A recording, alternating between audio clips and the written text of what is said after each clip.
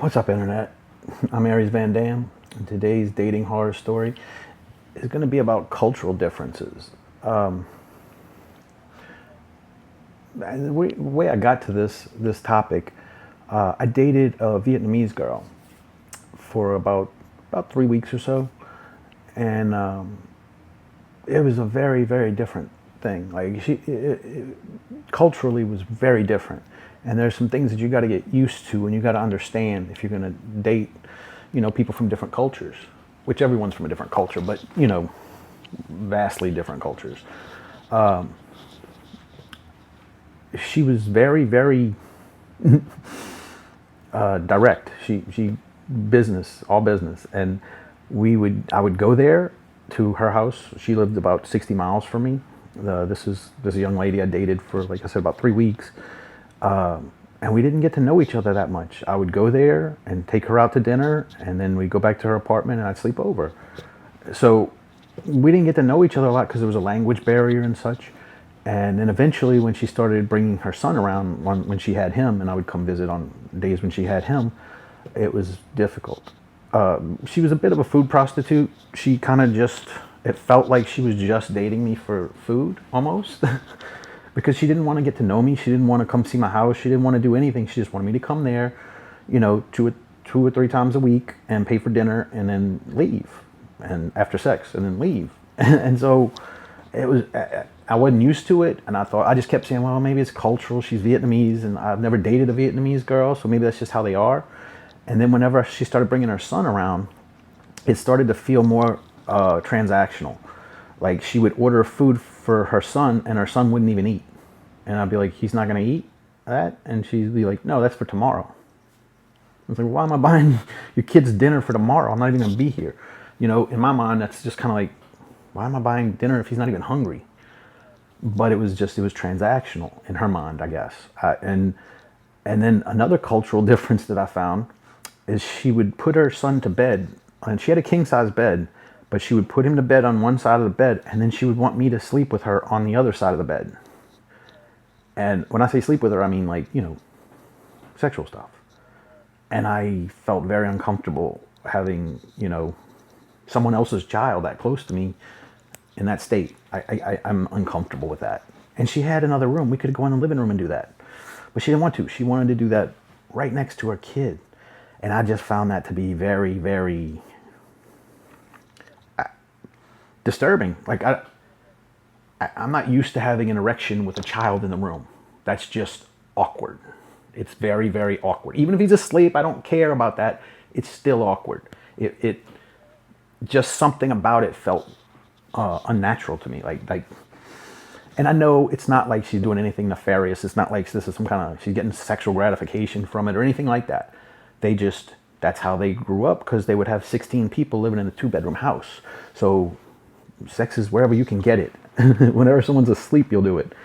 So I kind of had to I couldn't do that though. Like that wasn't going to happen.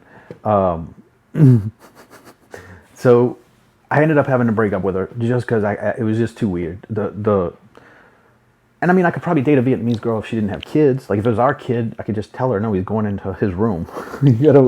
It was just really weird.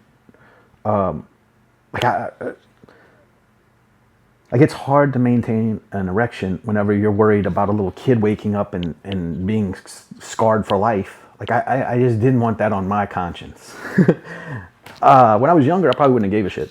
But I'm older now, and I don't want anything like that.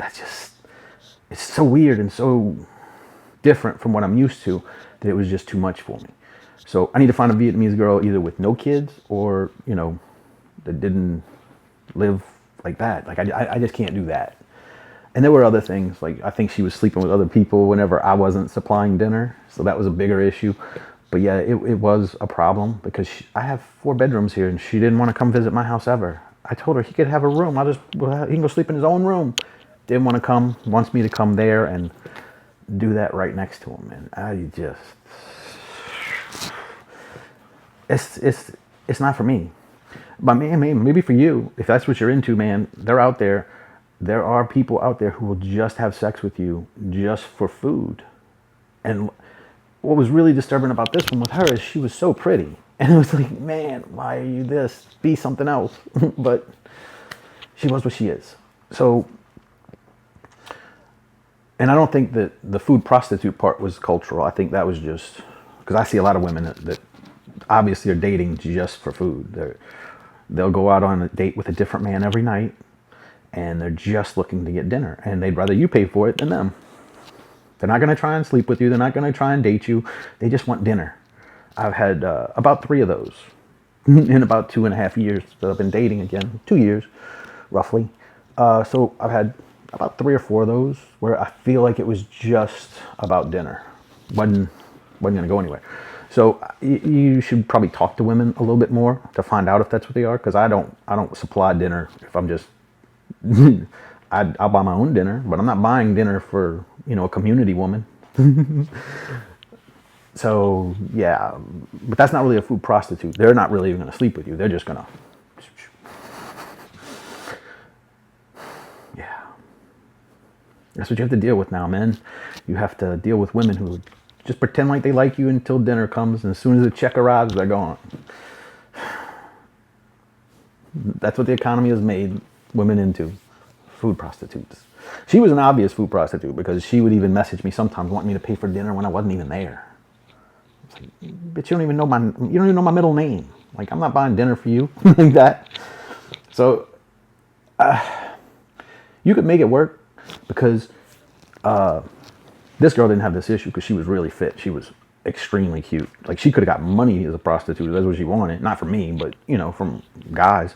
So you almost look at it as like she's like a little bit better than a prostitute because she's really just doing it for food. But it's still just gross. It's still not ideal. It's not what you're looking for in a romantic partner. Someone who's looking at you as just dinner. I mean, I guess you're looking at her as dinner in a different way too, but it's still just transactional. And if you're okay with that, then go for it. I wasn't.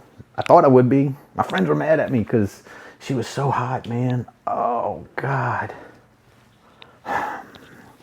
But if you can't do something, you can't do it. So know yourself. If you think you could do that, then there you go. There are people out there like that, and just go for it. I can't. And I think that's just weird.